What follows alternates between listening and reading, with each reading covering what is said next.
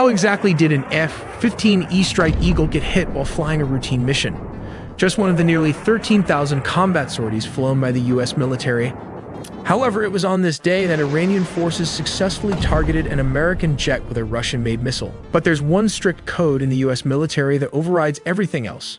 Nobody gets left behind. An A-10 Thunderbolt flew into the rescue, shredding an approaching Iranian convoy before they could reach the American pilot. But this aggressive maneuver came with a massive risk. Because the A-10 was flying at such a low altitude, Iranian forces armed with thousands of man-pads were able to launch a Chinese-made, shoulder-fired missile. It found its mark, crippling the A-10's engine. But this single incident triggered a massive chain reaction. When two rescue helicopters launched to recover the downed pilot, they flew right into an ambush, taking heavy fire from a Soviet-era Su-23 anti-aircraft gun. On the 3rd April 2026, the Zagros Mountains, Kermanshah province, near the Iran-Iraq border. This terrain is characterized by jagged peaks and deep, narrow valleys. It is a tactical nightmare for aviators but provides excellent terrain masking to hide from long-range radar. However, it also allows enemy forces to set up devastating short-range anti-aircraft ambushes. But how did the US lose an F-15E Strike Eagle, an A-10 Warthog, and nearly a combat search and rescue team helicopter, and a Reaper drone in a single night? Well, this is how it started at 2:15 hours. A flight of two F-15E Strike Eagles crosses the border at low altitude. A pilot and a weapons system officer were flying their target, a deeply buried command bunker. They used terrain-following radar to hide in the valleys, staying beneath the gaze of Iran's long-range Bavar 373 missile network. But what happens when they have to strike? To drop its GBU-28 bunker buster, the lead Strike Eagle has to pull up and move above the mountains. This is breaking the radar horizon. In a gorge below, highly mobile, Tor M1's surface-to-air missile system is waiting. It achieves a lock, and two missiles leave the rails. The pilot dumps flares and pulls high GS. One missile is spoofed. But could they evade the second? Well, the second missile detonates on proximity, causing catastrophic hydraulic failure. The crew ejects into the pitch-black mountains and the Sandy Protocol is immediately activated. But this is the US military, and they will move heaven on earth to rescue a fallen combat. At 2:45 hours in the morning, because the crash is near the border, A-10 Thunderbolt II operating nearby are diverted for resort, also called rescue escort. Down below, Iranian quick reaction forces are closing in on the downed airmen. The lead A-10 executes a low-level strafing run with its legendary 30mm Avenger cannon, neutralizing the convoy. But how did this aggressive maneuver come at a cost? The noise and tracers give away its position, as the A-10 banks hard, bleeding off airspeed. For context, Iran recently flooded the battlefield with these Chinese shoulder-fired missiles, weapons that are essentially reverse-engineered clones of Russian Manpad. The Iranian soldier fires a Mossad-2 infrared guided missile. At this altitude, countermeasures deploy too late. The missile shreds the right turbofan engine. But can the Warthog's legendary armor save it? Yes, the armor did save it from this missile launcher as it flew even with a damaged engine. Because of the armor, the pilot managed to point the dying jet toward a plateau and punches out. But just how many crash sites are we looking at? The F-15E crashed deep inside southwestern Iran. Specifically, local reports and verified wreckage photos place the crash site in the rugged mountainous terrain of the Khojaly and Boyar Almad province, while the A-10 Warthog did not go down over the Iranian mainland. After taking heavy damage during the search and rescue escort mission, the pilot managed to navigate the crippled jet away from the mountains and towards safer airspace. The rugged battle-damaged A-10 eventually crashed in the southern waters of the Persian Gulf, specifically near the Strait of Hormuz. Now this at 3:15 hours. A dedicated combat search and rescue package launches. These are highly trained rescue units built for this type of rescue mission. It includes an HC-130J Combat King. This acts as an airborne command center, followed by two HC-60 helicopters, call signs Pedro 11 and Pedro 12. They fly under the radar, topping off their fuel in midair to maximize loiter time. But will they make it into hostile territory undetected? Well, they push deep into the Zagros Mountains just as dawn approaches. 4:45 hours. Pedro 11 locates the A-10 pilot's infrared strobe. Pedro 12 circles above, providing overwatch with its .50 caliber machine guns. Pedro 11 flares for landing, and the Ps hit the dirt to secure the pilot. Then this happened to hidden Iranian Zu-23 as Soviet-era anti-aircraft gun opens fire from a concealed hideout. It's an ambush. Heavy armor-piercing rounds tear through Pedro 12 as it orbits, resulting in severed transmission lines and an injured crew. The pilot wrestles the crippled chopper into a hard controlled crash near Pedro 11. The rescue mission is now a fight for survival, and Pedro 11 is the only way home. Under heavy covering fire, the crew of the downed chopper sprints to the surviving bird. But how did they stop the enemy barrage? Then at 5-2 hours, the C-130 overhead coordinates an immediate strike.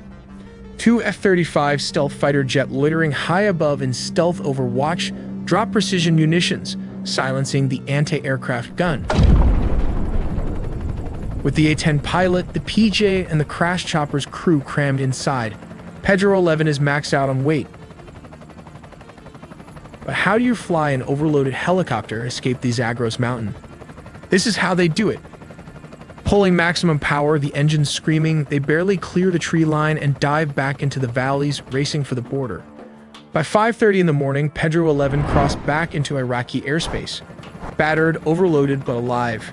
As stated, no one gets left behind. The F-15E crew is still missing in action, requiring a massive JSOC raid the following night.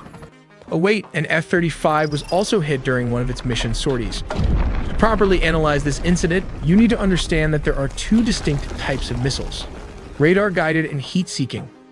The F-35 was designed to be practically invisible to long-range radar, but it wasn't built to completely hide from heat-seeking missiles. So how exactly did Iran missile manage to bypass the stealth technology of the US F-35? Well, the secret lies in a major vulnerability that is its heat signature. Its geometry and radar-absorbent materials make its radar cross-section incredibly small, essentially rendering it invisible to traditional early warning and targeting radars. To give you some context, this is how a plane's radar signature compares to a bird's. But the F-35 is powered by a single Pratt & Whitney F-135 engine, one of the most powerful fighter engines in the world. The F-35 is heavily optimized to defeat radio frequency radar like the billion-dollar S-400 and S-300 missiles. However, stealth does not mean completely invisible. This engine produces a massive heat plume. Instead of using radar, modern air defense networks utilize infrared search and track systems. The answer is this short-range heat-seeking missile like this one. These passive sensors scan the skies for any heat anomalies. Because infrared search and track systems emit no energy themselves, the F-35's radar warning receivers would not alert the pilot that they were being painted by a target lock in the same way a radar lock would. But how did the missile lock, and how did the F-35 use evasive maneuvers? Once an infrared-guided missile is launched, the dynamic of the engagement changes to a race of physics and countermeasures. When the missile's IR seeker head locks onto the massive thermal output of the F-35's engine exhaust. But the detection, the F-35 is equipped with a distributed aperture system, 6 infrared cameras positioned around the aircraft that provide a 360-degree spherical view. The distributed aperture system detects the intense heat signature of the incoming missile's rocket motor and instantly alerts the pilot. To break the lock, the pilot executes high-G evasive maneuvers while simultaneously deploying flares. If the missile tracks the flares but is already within a lethal radius, its proximity fuse will trigger the warhead.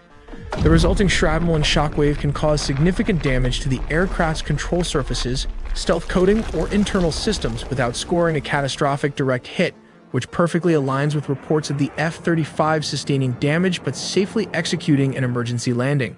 But what are flares? These pyrotechnic countermeasures are made of magnesium or other combustible metals that burn at temperatures exceeding the aircraft's engine heat.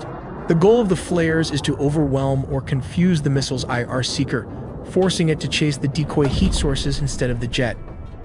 But what is Iran's secret weapon? We believe it's the 358 anti-aircraft missile, or the SA-67. The 358 is a unique hybrid between a loitering munition or kamikaze drone and a surface-to-air missile. But how does it work? It flies at slower, subsonic speeds and can loiter in a designated airspace in a figure-8 pattern until its optical and infrared sensors detect a target. If a 385 missile or a more advanced high-speed indigenous IR-guided surface-to-air missile was guided by a ground-based IRST network, It could engage the F-35 entirely within the infrared spectrum, bypassing the jet's radar aviation. Challenges the long-held doctrine that fifth-generation fighters can operate with total impunity in contested airspace, highlighting the evolving threat of infrared detection. But it has its advantages as it cannot hit fighter jets far from its radius of launch system. But why does the US rely on the F-15 as its ultimate bomb truck? Each F-15 is heavily laden with GDAMs and small-diameter bombs. Interestingly, it can carry up to 19 GDAMs or 28 small-diameter weapons. While the B-2s hit the deep bunkers, the F-15s hunt the mobile targets. Their 80 SA radars scan the ground for ballistic missile launchers hiding in valleys. Working in pairs, they drop precision bombs on missile convoys, hangars, and secondary command nodes. Once they are Winchester, out of ammo, or low on fuel, they don't go home yet. They connect to this tanker common launch tube that fits into almost any aircraft's existing fuel hatch. They retreat to those tanker tracks established in Phase 1, taking on thousands of pounds of jet fuel in midair before turning back for a second sortie. During Operation Fury, the US has been using F-35s to lead strikes and declared air superiority to hunt for surface-to-air missile and suppress air defenses. Although the US has achieved near-total air superiority, but the war is just entering its most dangerous stage. But here is the problem: Iran is still not out of the fight. If the US owns the sky, why not just send in standard fighters? Because while Iran's main network is shattered, isolated surface-to-air batteries like the S-300 are still hiding in the shadows. For an F-15 E-Strike Eagle, the legendary bomb truck of the Air Force, one lucky radar lock from a rogue missile is a death sentence. And in a high-stakes conflict, losing a crew and a multi-million-dollar jet to a surviving battery is a risk the Pentagon simply won't take. But how did the US and Israel manage to use F-35 jets to strike Iran while Iranian air defenses were still up and running? To make this happen, they didn't just rely on local land bases. They brought two massive floating cities right to Iran's doorstep. Down in the Arabian Sea, you've got the USS Abraham Lincoln Carrier Strike Group bearing down on the south and east. And over in the eastern Mediterranean, the biggest, newest ship, USS Gerald R. Ford. While Israeli jets flew all the way across the Middle East to reach Iranian airspace, timing was absolutely critical. The moment those IDF jets reached their marks, the missiles were released. And that brings us to the most terrifying, complicated part of this entire operation: the synchronization. Military planners rely on a tactic called time on target. Look at this map. You have missiles firing from submarines, cruise missiles launching from escort ships, and massive payload drops from stealth bombers. They are all deploying from completely different locations at entirely different times. But here is the genius of it. The US military machine was mathematically choreographed so everything impacted Karaj, Tehran, Qom, Kermanshah, and Isfahan at the exact same second the Israeli jets dropped their guided bombs. It was designed to be a total systemic shock and explodes at the same time. A move to collapse the regime instantly. When those munitions finally hit, it was pure shock and awe. But why did the Iranian air defenses fail to activate? Well, to put it simply, the US military operates in a completely different league. Using a highly advanced mix of electronic warfare and cyber operations, coordinated from space to the ground, the coalition was able to inject false data directly into Iranian radar screens. Top-tier Iranian air defense systems, like their homegrown Baver and their Russian-supplied batteries, were absolutely overwhelmed by this electronic assault. But to actually hunt them down, the US set a brilliant trap. They launched hundreds of ABM-160 MALDs, miniature air-launched decoys. To a panicked Iranian radar operator staring at a chaotic screen, these tiny drones look exactly like a massive squadron of F-15s or F-16s screaming toward the capital. With the door kicked wide open, fifth-generation stealth fighters, including both US and Israeli F-35s with possible F-22 Raptors, sliced through the airspace completely undetected. Ultimately, the Iranian air defense network wasn't just suppressed, it was completely dismantled, at least for the time period. Because the Iranians do have a huge firepower.